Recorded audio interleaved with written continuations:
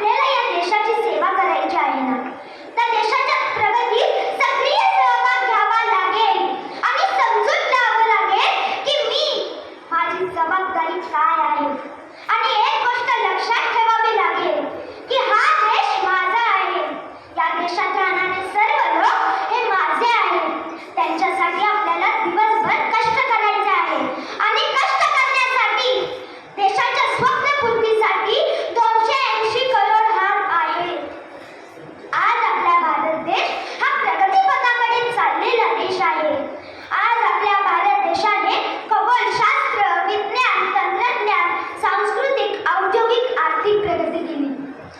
गेल्या काही वर्षांपूर्वी आपला भारत देश हा जगातील 10वी अर्थव्यवस्था होती. पण आज आपल्या भारताने इतकी प्रगती केली की आज आपण जगातील 5वी अर्थव्यवस्था आहोत. आज आपण जगात शांतीदूत म्हणून काम करत आहोत. आज आपण घेणारे नाही तर देणारे बनलो आहोत.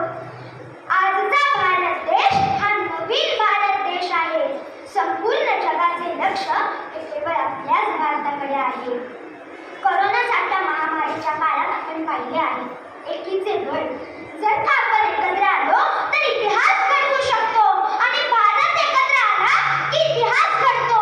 हाच आपला इतिहास आहे आणि पुन्हा नवा इतिहास घडवण्यासाठी आपल्याला सज्ज व्हायचे आहे.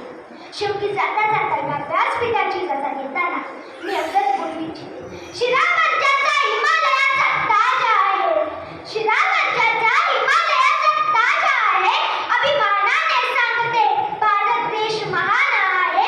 भारत देश महान आहे. या भूमीवर वाहतात गोदावरी, कृष्णा, यमुना, गंगा. या भूमीवर वाहतात गोदावरी, कृष्णा, यमुना, गंगा.